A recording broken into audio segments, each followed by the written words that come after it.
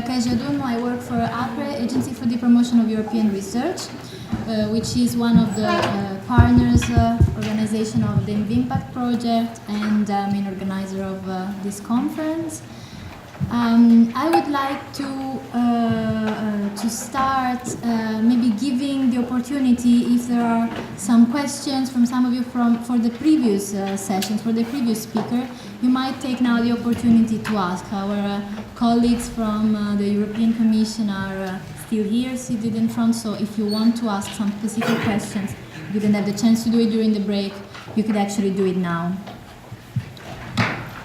Anybody has some specific questions for them? Otherwise, we can just go through the next session. Just a question. Yeah.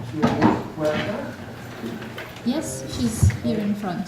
Are you reading from? Yeah, you should. She's coming. You have to run? No, sorry, just a short question about barriers. You showed in one slide.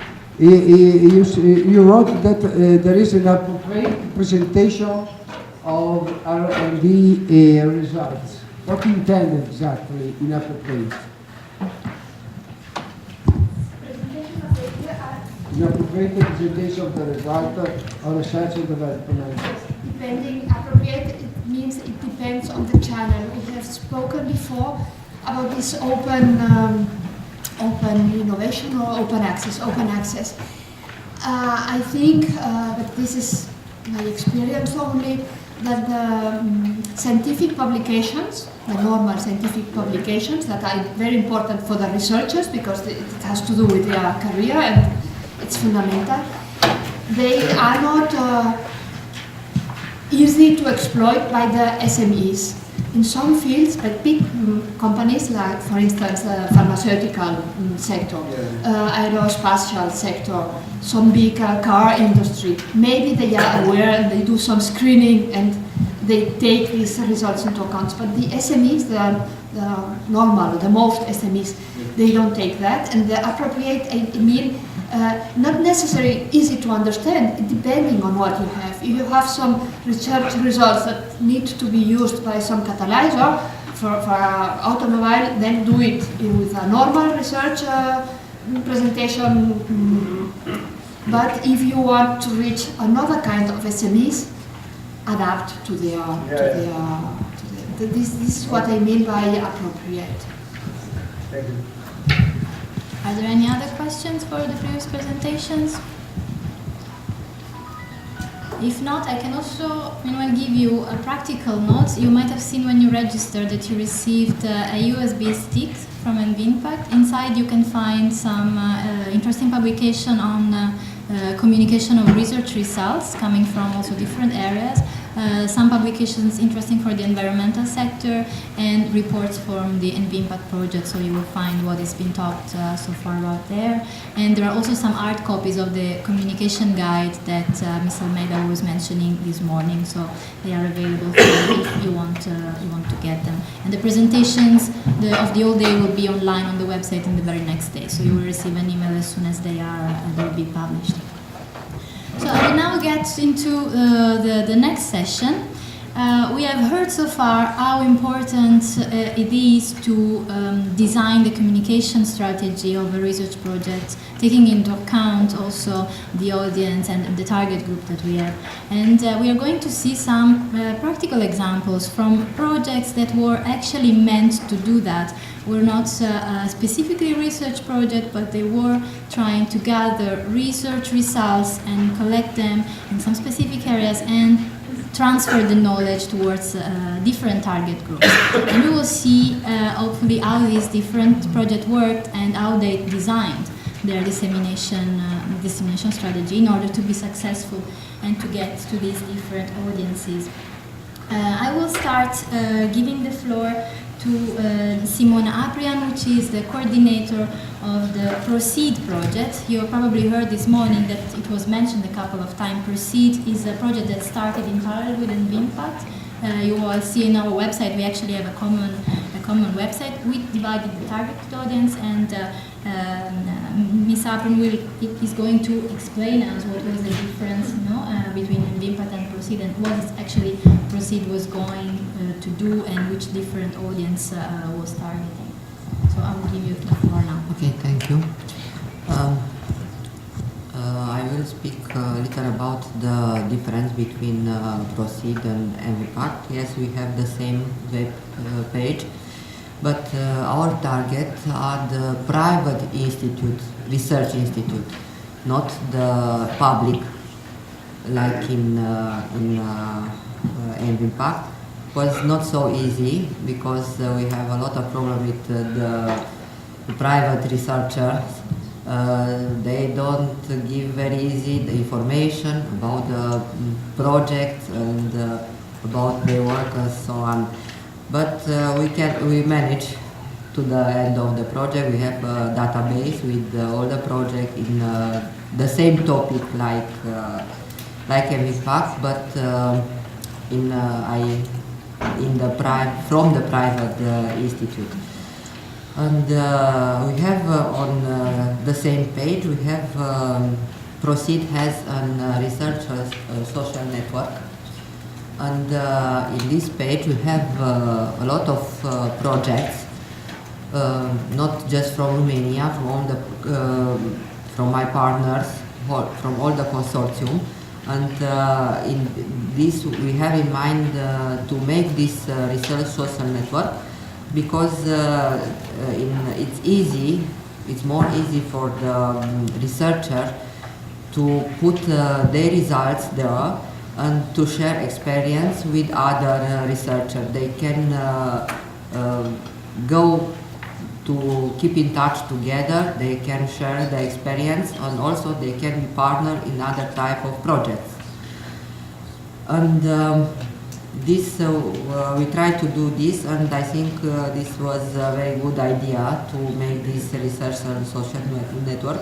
This is open also in this moment and will be open after the project will be finished. And all the people who are interested to put their information about their projects, all the researchers, they can put there and go in touch with other type. They have the contacts from other researchers and they can go in touch together.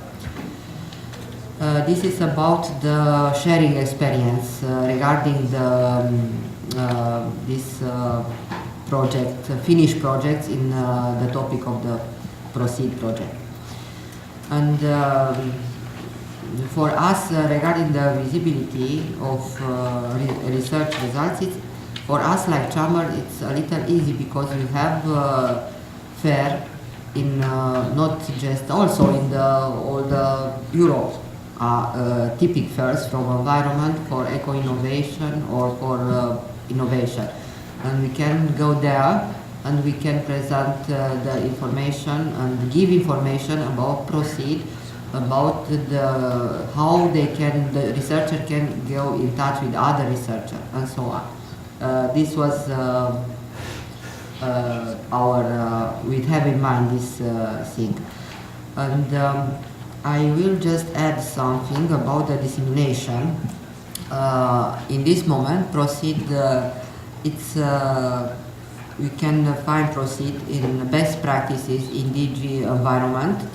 Also, we have a success story in the NCP Together. Other projects ask from us to give information about PROCEED, and in intranet you can find also the successful story. And last week I received from EcoWeb, this is the eco-innovation, also the information about the PROCEED project, and I think this is also very good dissemination regarding our project. And I think it's okay from our side about this maximize visibility or research results. Thank you. Thank you, Simona. I would like now to give the floor to another coordinator, Georg Melzer, which is sitting next to me. Georg is an experienced coordinator since actually 2001, and he worked for several projects. And I can say, I mean, I'm also partner in EcoWeb, so I'm a little bit biased by that. But EcoWeb is a very interesting and innovative project dealing with eco-innovation. And it really found a different and easier way to gather all these results and products from the FP-funded projects. And Georg will give us some more information about it now. Good morning, everybody. EcoWeb, I hope you've heard about it. Show you my favorite picture. This is basically the picture how EcoWeb got started. What is EcoWeb? EcoWeb built upon the idea that some people find that Cordis does not the optimal tool to disseminate information that's available on projects. And that's exactly what we found. You know, Cordis has a lot of information. Every project, especially now in the updated version, regularly updates the information on Cordis. Public deliverables are available on Cordis. But very few people say that Cordis is a user-friendly and easy access to information that's available. And building on that problem, we said, well, actually, every project also has a website, has other publications, has other references, publicly available, openly accessible, to misuse a term that we've been hearing a lot about. So, if this is sort of the tree of innovation in Europe, then we have the SMEs, which is the leaves, and with all their photosynthesis giving the energy and the life supply and all this green la-la. And they are connected through sectoral networks, national networks, so they have their little networks where they have the information. And then down here, hidden below layers of mud and dirt and rich earth is the information that's in sources like Cordis, where projects have been delivering results that are of very high value and of very high interest to these little SMEs up there at the top. And what was missing was the trunk. So we said, this is actually where we need to go. We need to connect the information that's readily available in the internet, scattered around, and deliver it to the SMEs, directly or indirectly. Now, we're very fortunate to have an excellent IT developing partner in the project. I just call them the Smarties. It's the Smart Information Systems. It's a semantic web development company in Vienna. And what they said that they can do is that they can take information that's online, structure it, cut out the useless parts, and fully automatically take several sources and put it into one database and make it, give it a nice structure. And so I said, okay, put your money where your mouth is. We're going to get this thing going. So about 1.5 years ago, this entire endeavor started. And now obviously we said, well, let's put in a little control loop. I really believe that the IT guys are doing a good job. But what we'll do is we'll embargo the information, so once the information is collected, extracted, and compiled by the system, we'll send an email to the coordinator saying, this is what we found, this is the structure that we have, here's a link, go there, change anything you want to change, anything that the IT system automatically misinterpreted, you have the chance to change. You have 2 weeks to do that. If you don't change it, we'll assume everything's right. So we sort of put a little bit of pressure on the coordinators to make sure that the information that we're disseminating is correct. So, and one of the things that the system also automatically does is it classifies the projects according to an ontology that was developed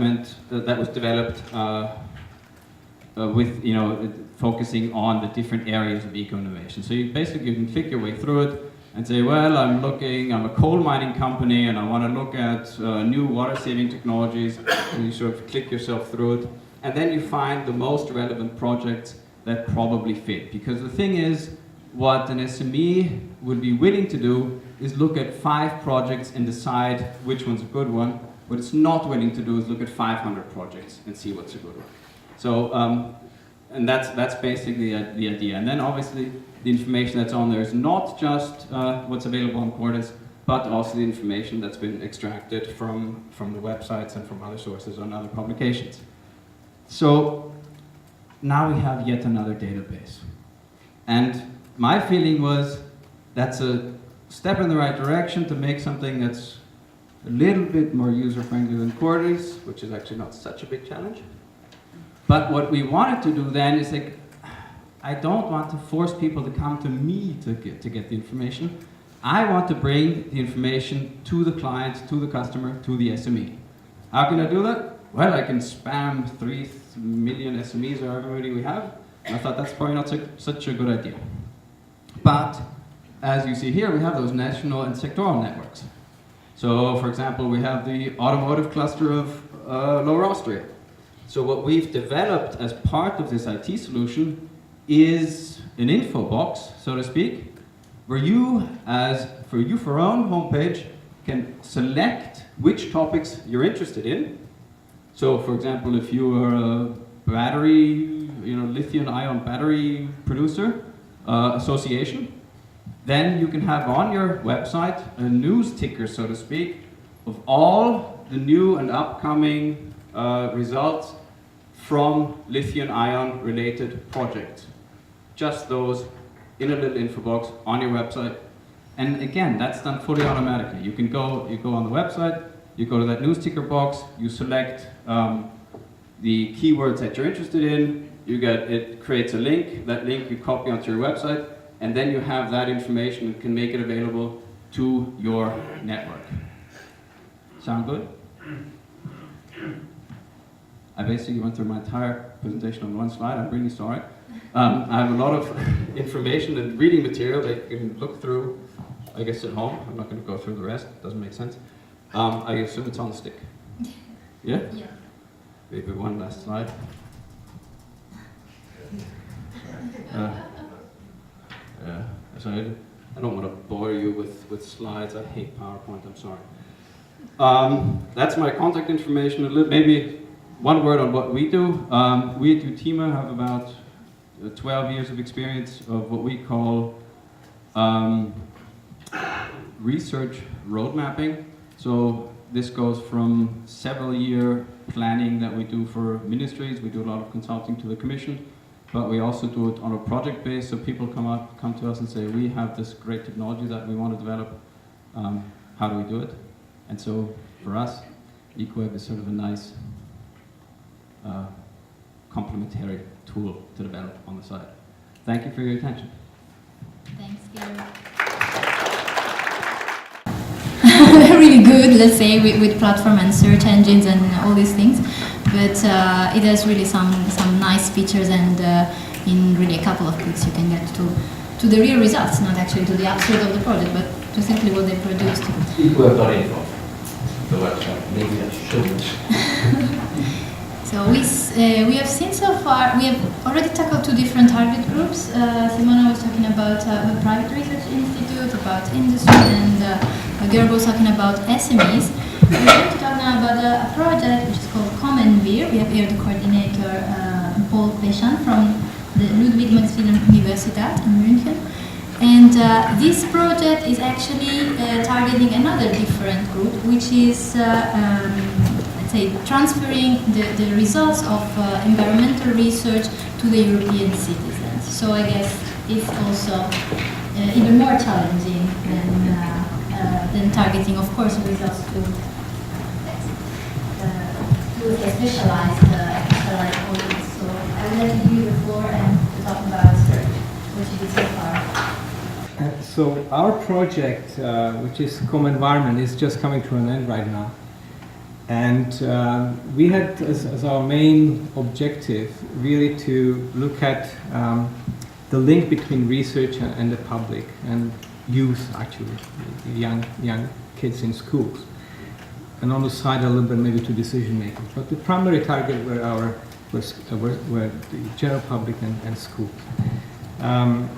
The assumption here, or the primary statement that we started out with, was that there is a gap between what the environmental research is providing and on the other side what the European public and the youth actually, how they perceive it and what they actually can remember from it. So what we wanted to do is to communicate this type of information to these two groups, to the youth and the general public. And in terms of the deliverables, what we wanted to provide, you don't see it because it's too low, we wanted to basically show how the scientists address the specific challenges. We are focusing on water challenges and how these discoveries are then integrated into daily life. Okay, so this is basically what our aims were in the project overall. Well, specifically what we wanted to do, we wanted to look at different, let's say, as the water flows from the mountains all the way to the ocean, we wanted to look at the different areas where we could use examples from science, from research, and to illustrate how the scientific knowledge is being then used or could be used by the general public or can impact the lives of the citizens. So we look at the mountain waters, and there we looked at micropollutants that could travel thousands of kilometers. These were the organic pollutants we were looking at. We also looked at them in the waters in the valleys as you go down the river, and then we looked at pharmaceuticals, how they are affecting, for example, bacteria and these antibiotic-resistant bacteria. What is science doing about it? We also looked at the actual polluted waters, and we also looked at what could we do with the polluted waters. How can we then recover some of the useful materials from the waters and save our natural resources? And finally, we also look at the oceans, which is in a way the final dumping ground for pollutants. And there we were looking at the CO2 effects, and we wanted to look at what science is doing about acidification and temperature rise in the oceans. So,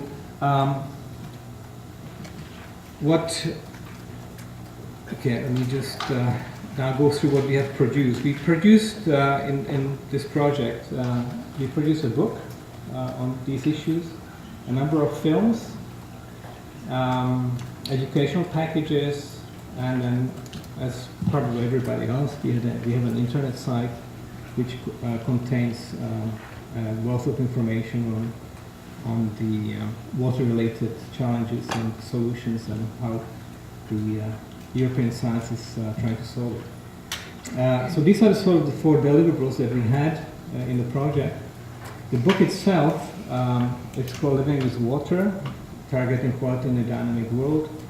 And in this book, basically each chapter deals with different aspects of the pollution, and it contains, so every chapter is structured in the same way, basically. It's a 200-page book, which was published by Springer, came out this year. It's targeted to educators, so the ones that are dealing with youth in schools, and to non-specialist decision makers. In this situation, case, I would like to mention that now this book is basically in all the major libraries around the world. The films, we created 8 films dealing with water quality issues, and this is primarily, the films are quite important because, as I mentioned, we're targeting the public and the educational sector. And here, the basic problem, or not the problem, but the basic challenge is that the population is growing, the world population, and this has an impact on the environment. So the films, which are between 6 and 20 minutes long, show how scientists and decision makers are dealing with these challenges and providing examples of successes and failures.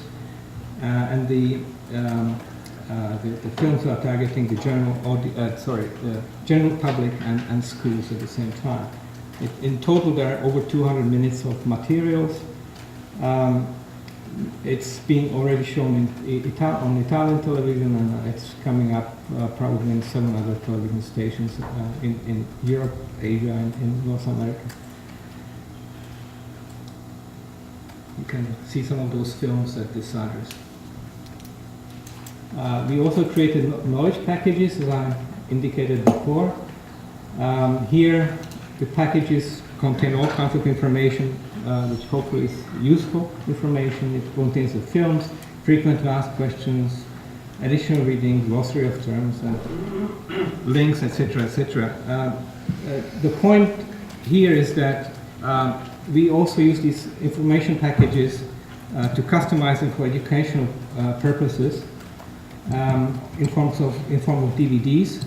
And these are now available in English and also in German and targeted to the educational sector. And here it's being disseminated to schools around Europe. I think 120 schools right now in different places in Europe through one of the networks that we have. It's in Italy as well.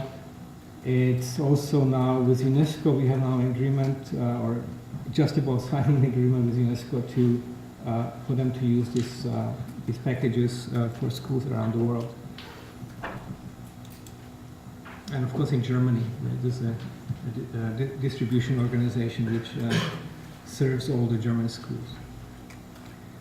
And the internet, I won't spend that much time on it, but it's basically, it provides background information on what we have done, what we are doing in the project. What I would like to spend a little bit of time, just 3-4 minutes, if I may, is what we have learned from this process. One, and it's in a way very similar to what the European Commission is proposing or has written in their leaflet, but actually I haven't read the leaflet before. Some of these issues are very similar to the target groups that we have for the public and schools. The key is, of course, to know what is it that, what are your objectives, why do you want to communicate, with whom do you want to communicate. So you have to know your target groups. Knowing your target groups is crucial. In our case, there's a big difference between if you're targeting adults or youth. Youth react to more emotional information, so you have to address the emotional centers of the brain, whereas the adults react to cognitive information. So if you want to reach the different audiences, you have to structure the content you're trying to communicate in totally different ways. The communication platforms, of course, are also crucial. In one respect, for example, if your objective is a dialogue, for example, with different stakeholders, then perhaps the best communication platform would be some sort of a science meeting, or a meeting where basically you bring the different stakeholders, and through participatory process you can then discuss and get a feedback from the different stakeholders. If, for example, your objective is to empower the public, then you could use different platforms, such as you could use audiovisual materials, internet, printed materials. It doesn't really matter, but it's very targeted. You have to be then also very targeted. And if you want to target the youth, you may then consider blended learning, for example. So it really depends. The communication platforms you want to use really depends on the type of audience you're reaching, and they're very specific. You really have to do quite a bit of research to really know how exactly you want to target the groups, and what messages you want to bring across, and how complex these messages should be. This is perhaps the most difficult part of the whole process, because it's fine if you're dealing with SMEs or industry, because you don't really have to translate the information that is provided by the research community to a very large extent. Okay, you can adopt it a little bit, you can cut off bits and pieces, but if you're dealing with a non-specialist audience, like the public or the schools, you really have to rewrite basically all the text. You have to be very careful how you present it, because you have to be exact and objective and independent. It's a lot of work and a lot of challenges, especially because scientists are not really interested in doing this very much. There are exceptions, but as a rule, right now in today's world, scientists are more interested in professional publications and not in translating scientific information to be used by the public. Know your dissemination strategy. Again, this is very, very, very important. It really depends who you're reaching. For example, if you have, like in our case, we have films, you need to know television stations. You have to go to meetings such as MIPDoc, which is the documentary festival in Cannes and these places like that, where you get your results get exposed to the right people. What I forgot to mention about the content creation is that the ultimate decisive point is quality, because if you're doing communication and dissemination afterwards, if the quality of the product isn't good enough, and if it's not targeted to that group, you can do whatever you want to do, but you will never be able to reach those audiences, because they will not accept the product. And know your impact. Again, you can count the number of people reached, you can count how many schools have been reached, but at the end, this is not that important. What is more important is, has the content created the desired effect? So for example, in our case in schools, we're looking at, is it possible for, let me rephrase it. First, to see what did the kids remember from the information that is provided to them. And secondly, can you motivate them? Can you excite them about the science? Okay, so these are totally different questions than just counting the number of students that are being reached. And to my mind, this is much more important. And for that, you need to also, of course, do in some cases, quite complicated analysis of results. That's about it. I took a little bit more time, but I thought it'd be good to give you an overview, a little bit more detail. It's still very short for your project, but I'm open to discussions afterwards if you're interested. Thank you. Just a small question. You're talking about children, which ages? Youth. Actually, the age groups we're targeting are between 14 and 18. Okay, because if you go any younger, it's again a completely different group, and even between 14 and 18, there are differences. I could give you a 45-minute lecture on the differences between boys and girls of that age going through puberty, with the reception of the information, how it differs. But that's of course a different day and a different story. So. Thank you very much. I actually anticipated also a very interesting part that we are going to address now in the roundtable after the last presentation, so I guess we will have to ask you more questions. Let's go now to the presentation of the Thank you very much, and good morning, everybody. I'm not sure that this target group is very different from the kids we've just been thinking about. So I hope I haven't offended too many policymakers. The other thing I should say before I start is that the nice thing about sitting in a panel is you hear lots of interesting things that you would like to reflect on. We have a social networking test case, APRE, which seems very similar to the PROCEED effort. A few years ago, we got a little bit frustrated with Cordis 2, and we set up something called Biota for projects on biodiversity. We're about to relaunch Biota. It's nothing like EcoWeb. We're about to relaunch it as wiki-based. And of course, what Paul has just been talking about, and what so many other people have been talking about today, I guess I could repeat these same messages. So I'm going to talk briefly about the science policy interface. I could just reflect on this and the next figure. This is often the traditional view of the science policy interface, the one where funding and questions comes in one direction and knowledge and answers and expertise head in the other direction. I think Sandra said this morning that that we need to communicate the life-changing features of research. I hope that's what you said because I tweeted it. The trouble is that environmental problems continue, and even children know that biodiversity is disappearing, as this picture shows. And perhaps one reason for that is that the science policy interface is not effective enough.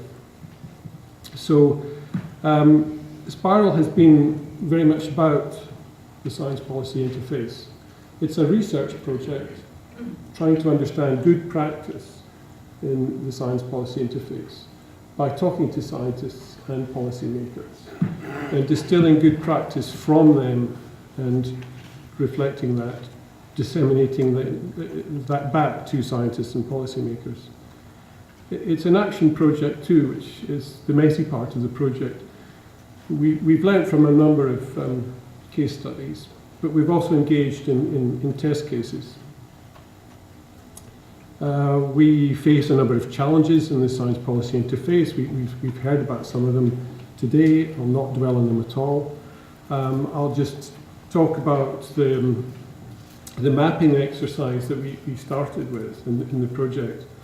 Of course, the science policy interface can be face-to-face communication, all the way up to initiatives such as the Intergovernmental Platform for Biodiversity and Ecosystem Services, the so-called IPBES, which is a sort of IPCC for biodiversity. So these science policy interfaces exist at different scales. They can be closer to policy or closer to the scientific process, formal or institutionalized, informal, flexible. They're often entwined with each other, and they can operate at all stages of the policy process or at different stages of the policy process. And if there's one message to go away with, it's this idea that no one size fits all, and that we should cherish that diversity and build on it, not rebuild, but build on what's there already, and hopefully make it more effective. So for us, we're communicating ideas about communication, which is what a number of the projects that we're talking about and hearing from today are about. So, for example, we ran one project in September last year, which was about improving the interface between EU research projects and policy making. So, as today, we brought a number of coordinators and others from FP6 and FP7 projects together, and policymakers, and we talked about what works, what doesn't work, and we came up with a series of recommendations. Recommendations to policymakers, recommendations to research funding institutions, which is in all researchers' interests, and finally recommendations to projects themselves. We've also, like many of you, thought about communication, and we've produced a number of briefs on communication, which have come out of workshops and interviews. And the way we've structured those, I think I'm making the primary mistake of giving a PowerPoint presentation. I'm sure you can't read this, but it's structured at different scales, from the individual to the group to the organisation, in the different columns, and recommendations for policy makers, scientists, and both working together. We've looked at the attributes of successful science policy interfaces, their structures, their objectives and functions. We've talked about independence, resources, people, vision, and the issue of supply and demand, which has been touched on as well today. And you can read all about this on the Spiral website. What we decided some time ago to focus on was to focus on briefs. We haven't dared to call them policy briefs, but we've got about 21 of those briefs now, which are just 2-page documents from these general briefs, which are specific to the topic, so special about biodiversity, a myth-busting guide to science policy interfaces, some reflections on particular case studies, such as the UK National Ecosystem Assessment, and then recommendations for improving the science policy communication structures, and a number on a major issue that you'll all be aware of, this issue of balancing credibility, relevance and legitimacy. So thank you very much for listening. There's more information on the website, and you can follow us on Twitter as well. Thank you. Thank you very much.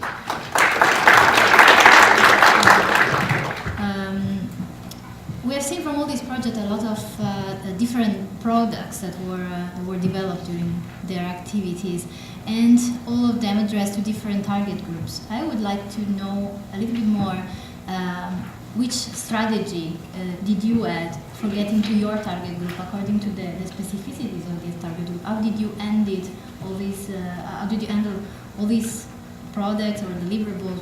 We've seen books, films, website platforms. How did you actually got to the target groups, and what would you recommend, for example, to research projects? Because we have seen most of you have been analyzing actually the work of other research projects and the results to put them together. What would you suggest then to a project to do in order to get more effectively to their target groups in an easier way, and what maybe they should avoid? Maybe we could start with Teresa on this side. Well, can you hear me? Yes. Our target group were the researchers, and what we did to reach them, we started doing this mapping. It was an offer for them to present their results, and we took bilateral contacts with them. I think it was the best way, and this is why we chose that.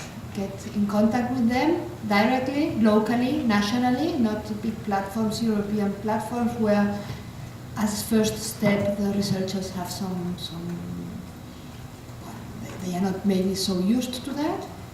And we start with this local contact and with an offer with them. This dissemination offer through the platform, user-friendly offer, and then one thing brought the other, so that some of them are here now in an international flow, and hopefully find some new partnerships. Give them something to be interested in, and then get from them what you actually wanted to get them into the international floor.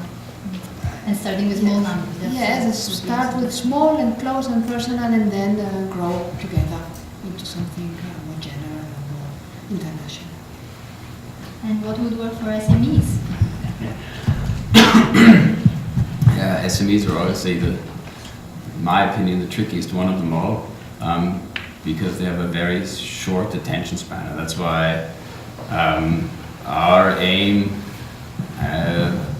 in the project was always this: well, where are SMEs going right now, and how can I address these channels? And one of the prime channels that we identified early in the project was clusters and existing networks.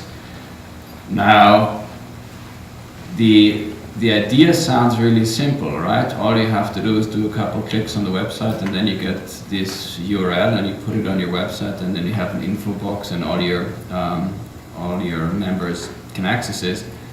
But that's actually been taking some convincing, which actually came as a bit surprise to us, that a lot of the, we call them multipliers, or whatever network they be,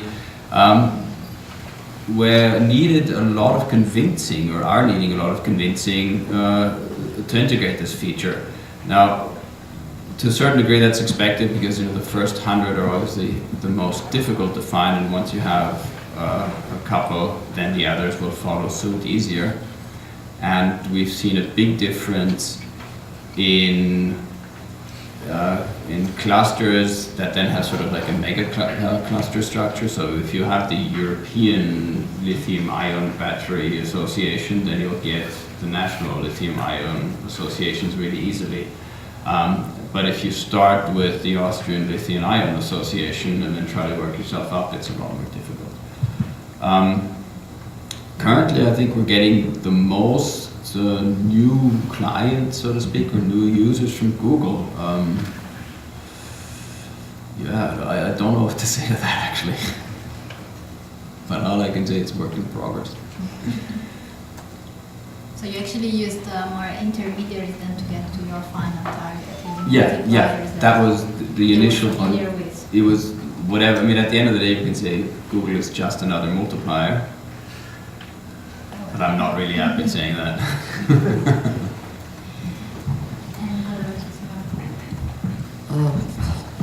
So I told you before the research social network is on. We have also LinkedIn, where all the researchers can have new information about the new programs and the new conference and so on.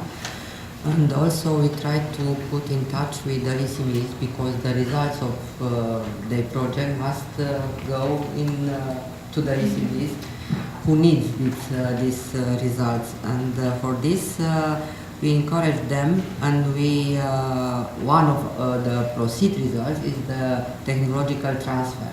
And in this way we try to encourage them to find the SMEs to put in the practice their results.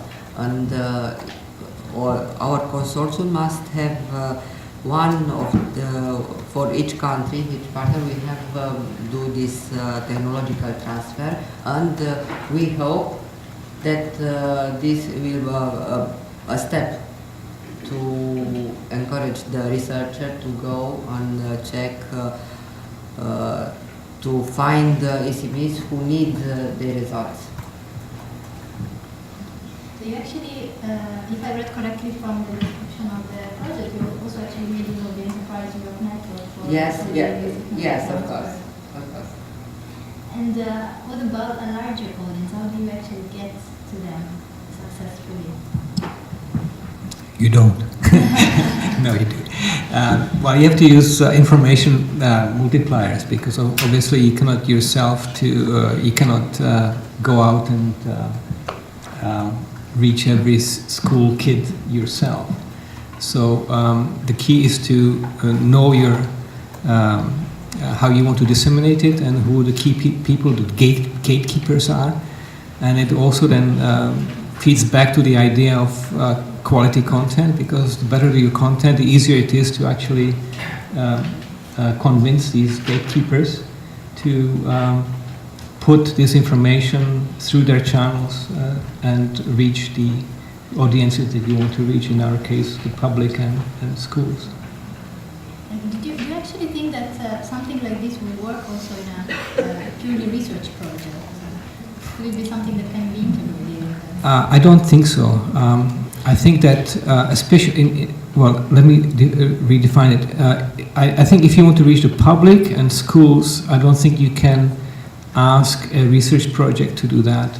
I think the research project would need to have as a partner a professional communication institute or company, whatever, to do that job.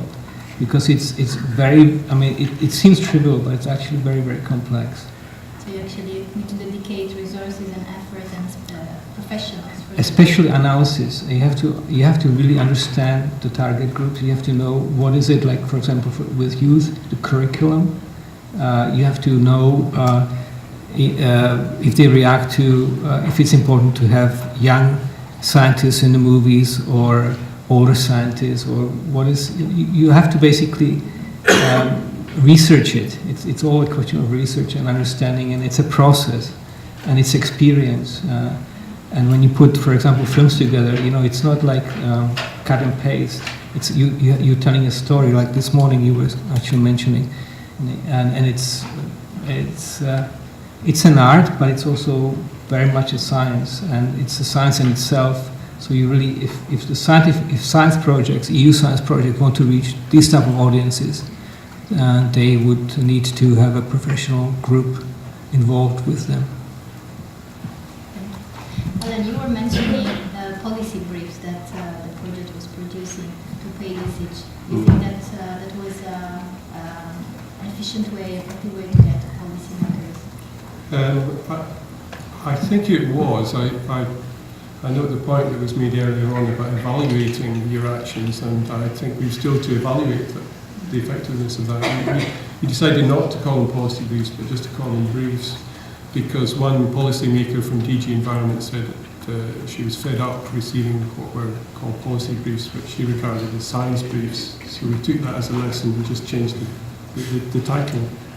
I think it's interesting when many of us are working on communication and perhaps sometimes forget ourselves how to communicate about communication. And our strategy has changed over the last 3 years. We didn't intend to produce those briefs. We never meant to be in Twitter. And we never meant to make a film, but a month ago we did make a film. I think, we need to adapt, and of course with contracts, you're contracted to do a certain dissemination strategy and so on, but you need to learn as you go along and adapt to your audience. So it's a learning process. Yeah. And then my other question would be, what would you rate as the best tool that you produce? I mean, which best practice do you want to, for example, transmit to this audience? What worked best for the project? I'm afraid that's easy. That's talking to people, but you can't talk to everybody. Although we produce scientific papers and want to see those in the briefs disseminated as widely as possible, we have to think about other ways of doing it. And I'm increasingly worried about the effectiveness of the web. Standalone websites, I don't think they're effective, and we need to explore social media more. And what about you? What the things that your project produced? Which one, in your opinion, was the most effective? And well, we don't know that yet, but I mean, just judging who is willing to disseminate it for us, then definitely the films are going to be very useful. The book, to a certain degree as well, and I do agree that web pages are, although we have like 10,000 hits per month on the web page, but it's, I'm rather, let's say, for the target groups that we have, I'm more a believer in films and in sort of educational packages that the teacher can bring into the classrooms and use. It's much more targeted. It's a little difficult to say in this moment because the project is not finished yet, but I think that this information, what the people find on the intranet or regarding the best practices, and every article what is writing about our project. This is in my opinion, because from this I have feedback. Also from research social network, but not so much how we expect. Yeah. Well, yeah. We basically have two things. We have the website and we have those ticker boxes. And I think in the short run it's the website, because obviously that's where you go in and you start to experiment, and you start to experiment with the ontologies that are available, you know, the word tree structures that bring you to your concrete field. But I think that in the long run it's going to be the ticker boxes, because at the end of the day you don't want to look at everything all the time. You want very short pieces of information on the technologies that are most relevant to you.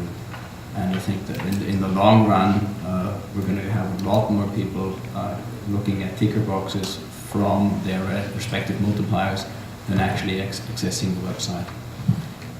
Because it's more of a, it's more concise. It's where you usually are. It's it's social media at the end of the day. It's just another dispersion of knowledge tool, and that's.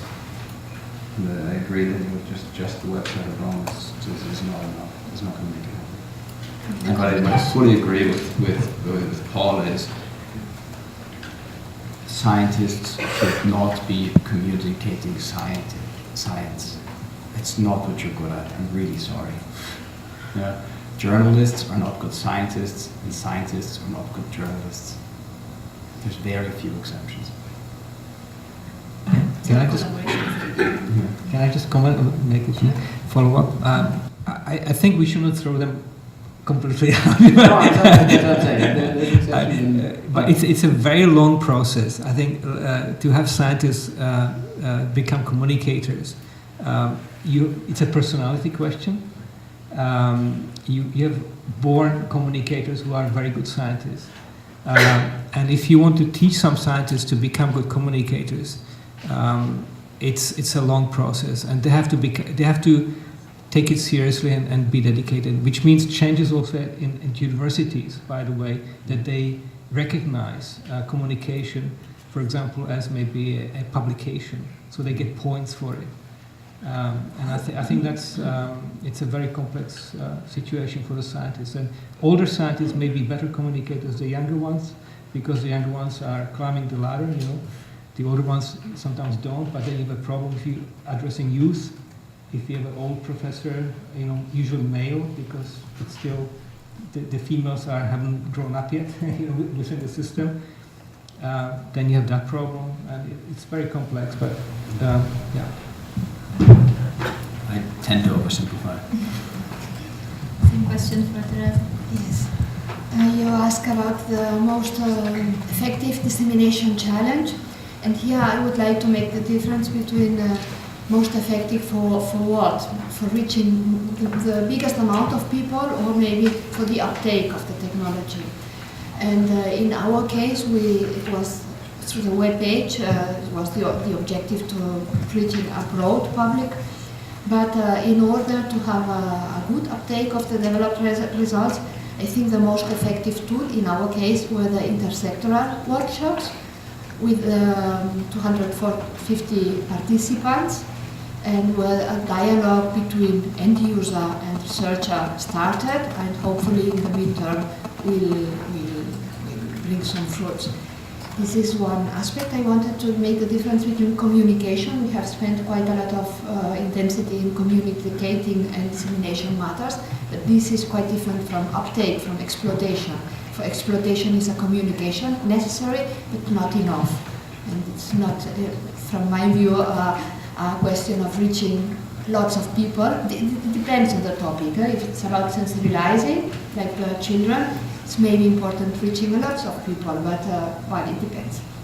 Then I wanted to bring up also a point to the floor, and this is about databases. I am very glad that some good databases have been developed with European funds. But for me, it's also a question to what extent we are going to keep on developing better databases. It's always possible to do better and learn from the past. And maybe it could be at some point make sense to integrate these new developments to Cordis. Cordis still exists. Why not adapt Cordis and always a good one for sure, huh? But it's going to last 2 years, and even if it's a new one, or Cordis, this is independent the one from the other, they all have a common problem, which is the update of the information which is inside. Starting from the contact details from the people that are moving, they have professionals' labs, who's going to take care of the update? And then I think this is very close to the use of the databases. If the database is bringing some results, it's worth investing effort. It's worth investing public effort, public money from the European Union, or maybe if it's bringing enough good results, what does it mean good results, we can discuss, it could be also worth to make it interactive so that the partners themselves would spend some time actualizing the information once a year. And the last but not least, because I don't want to take much more time, has less to do with the question, but I also wanted to introduce the point. Maybe we start, it's clear that we need some motivation, some sensibilization from bringing the information in the databases, from bringing the research results into exploitation, the motivation and behind the researchers or behind the companies is very important. But also I have the experience that sometimes, not always, but sometimes it's enough to start with an obligation. I still remember, I'm coming from Spain, that the obligation use of the, what do you call it, belt in the car, it was not an obligation when I was young, and it was, no one wanted to die in a car, in a traffic accident, but it started when it start being an obligation, because otherwise you got a fine, and with the time we have felt it's better, it's good, and now everyone is using the belt, not because of the fine, but because of the safety. And sometimes I have the feeling that we need to combine not just to sensibilize and motivate, but also with this obligation part, if this exploitation is very much taking into account in the evaluation, in the requirements to get a project funded, it can help that in the midterm it's self-run. Thank you, Teresa. Of course. Yeah, I'll make it real quick. Technically, Cordis sends you an email once a year to update your information, so I think that's slowly starting. The really nice thing about EcoWeb is that we developed an automatic data extraction tool, so even though the project ends in August, we'll be keeping it running at least for 3 years because it doesn't take any manual input. So that's really nice. And with this automatically rechecking with the coordinators, that's going on. But I agree, data graves are data graves, and that's a real problem. Even if we are running a little bit late, I would like still to give the floor to you if you want to ask some more questions to our panelists now, before getting to the next session. Are there any specific questions for our guests? Yes? I would like to go to the point where we spoke about researchers being journalists and journalists being researchers. My question is, wouldn't it be wise to unify somehow data output? Because I don't actually believe that the researchers should be good journalists, if they should be obliged to. If someone is, excellent, good for him. But isn't the researcher's work for our public money, isn't it to do science? He has a great mind, hopefully. That's not always true, but that's not the issue. But why do we want scientists to do dissemination, not the institutes that they are working at? Why don't we focus on using technology transfer centers, forcing them, and they are the one, Teresa, chapeau, I think forcing people to do things is always a good idea. But why do we even talk about scientists disseminating their results? Why don't we focus on people who are specialized to do their job and let the scientists do their job? Thank you. I think that question was addressed to me. And it's actually exactly what I said. Scientists should be doing science, and journalists should be talking to the public, or communication experts should be talking to the public, and the communication experts should be going to the journalists, getting the information, going to the scientists, getting the information structurally for the public, and then bringing it out. Because you need to get, at some point, you need to ask the scientists what's going on. The science communicators can't invent what the scientists are doing, so there needs to be a thing there. But the scientists should be doing science, and the communicators should be communicating.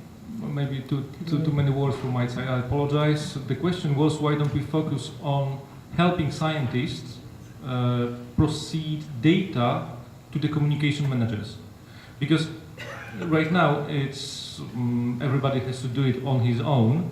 maybe preparing some protocols, like in example, when we were doing ENVIMPACT, we prepared a database with interactive map, and we had a template for processing scientific results into a database. Maybe preparation of some sort of unified template for data processing would help also managers to communicate with the scientists within institutes, scientific institutions. I think Allan wanted to Yeah, I'd like to comment on this because there were different views expressed in the panel earlier, and Paul gave a somewhat different answer, I think. And I rather agree with him, maybe not in relation to male versus female communicators, but I agree with him generally that it's not so easy or correct to separate the functions.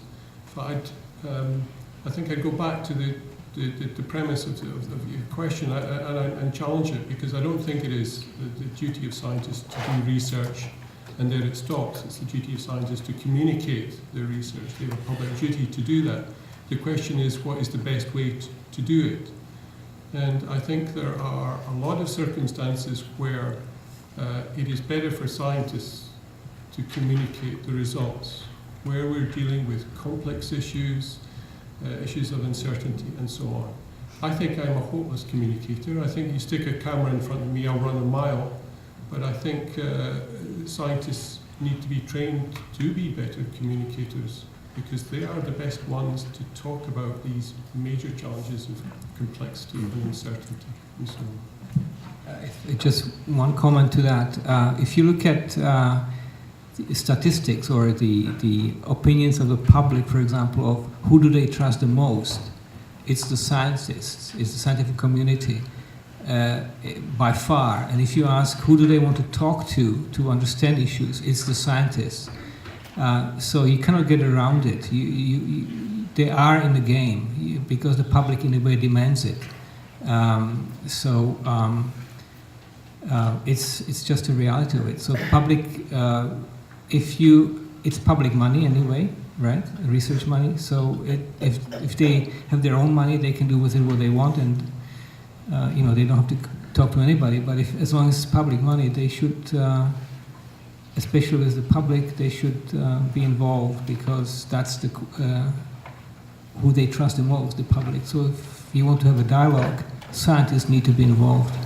But you don't take Nobel Prize winners to teach in a primary school.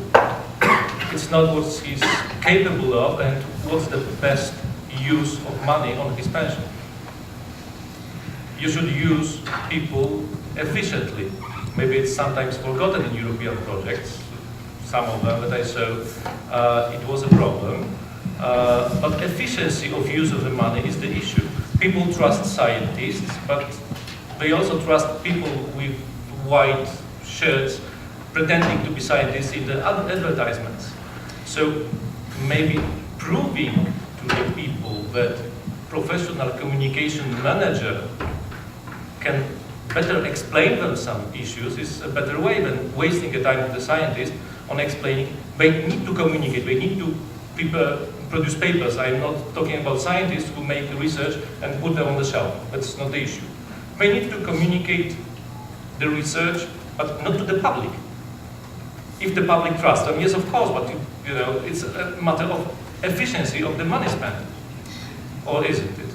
Well, I think that we could keep discussing for hours on that, and I guess that I don't want to speak, the word from the Commission, because it's not my job here, but I guess what is there is there is public funding, and there is the possibility to use part of this funding also for disseminating the research, because the research done, because the people, the citizens have the right to know what this money is used for, and researchers are, of course, they have their own duty to do research. There are professionals that can help them transfer some part of this knowledge to different target groups that can make use of them. So I guess that the collaboration should be the key to this activity. Not only one researchers doing only research and professional communicators doing only that. Collaboration between them to transfer them something, a product to the final user. So there are resources for that. I think the effort should be to make that, to use them more and more efficiently.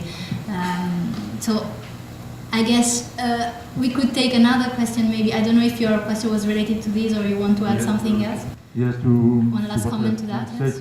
Because I don't know, I'm perhaps not at the right place here, but I'm a researcher at least. So I don't know if there are many researchers here. I'm working at the Institute of Natural Sciences here in this building. And we communicate our results by publications, also by attending scientific congresses, international congresses, where there are not only other scientists, but also stakeholders if they want to come. So I don't see the problem, and we make our job as good as we can. We have only one life, and I mean, we cannot do the work that you should do, that is to exploiting the data that we are giving to everybody, in fact, by the way of the publications. So I guess that was also from the, let's say, the strategy from the Commission funding this kind of project was also to give more opportunities to showcase what research has been doing, what researchers have been doing with the funding so far. So I guess that efforts have been made. Of course, more can be done in the future, but I really think that integrating efforts and cooperation could be a key to reach even more impact on that. Are there any other questions from the audience? Yes. I think it's rather a comment when Mrs. Puerta said about the databases that are being developed, that there are many of them, and that there wouldn't be worse integrating them into a certain hub or how to do that. I would like just to let you know that this is already ongoing at the global level. It's the group of Earth observation, I think it's called, and it's the global Earth observation system of systems that is working at the United Nations level, and UNEP that is collecting all available information in various databases and trying to link them together, or at least to provide a tool that will be able to navigate you through different places so that you will not have to know the exact web page and so on. So it's GOSS, that's the initiative that's been ongoing. I think many scientists and researchers of EU are involved in that, and they try to contribute also by showcasing what their work has been. So it's also part of the communication. Thank you. Thank you very much. Are there any other questions or comments from the audience? If not, I guess we can thank our panelists for this interesting discussion.